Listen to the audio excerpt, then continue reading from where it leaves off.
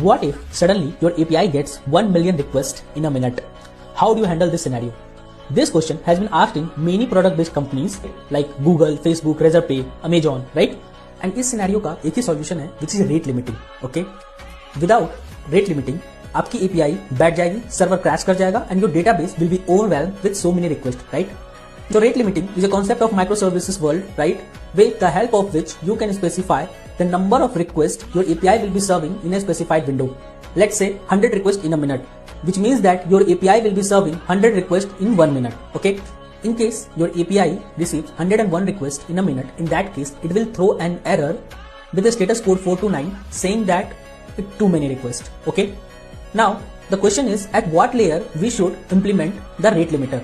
In the real world applications, it's recommended to implement the rate limiter at the API gateway layer. Why? Because it's the central point, right, for all of your microservice from where the traffic flows. Okay. Also, this approach is considered very safe. Why?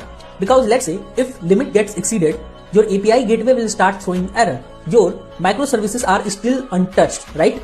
So with the help of Redis cache, you can implement the rate limiter at the API gateway layer. Okay. And Redis cache is basically help you in maintaining the counts for the request, right?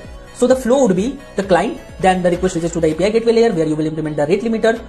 Then Redis cache is there to maintain the count, and then your microservices based on the Spring Boot. Okay, you can count the request based on many parameters like API key, IP addresses, token, or user ID. Okay, so let's say you have implemented your rate limiter based on the IP addresses. Okay, so consider we have two different IP addresses. One is ending with 10 and another with 11. Okay. Let's say your API is receiving 101 requests in a minute from the IP addresses ending with 10. Okay, and 2 requests, okay, from ending with 11 in the same minute. In this scenario, it will process the 100 requests, right, successfully, and for 101 requests, API gateway will throw an error with a status code 429. Okay. And in the same window, if 2 requests reaches to your API from some other IP, in that case, that 2 requests will get processed successfully and your API gateway will pass those 2 requests to their specified microservice. And that's how you can answer this question in the interview.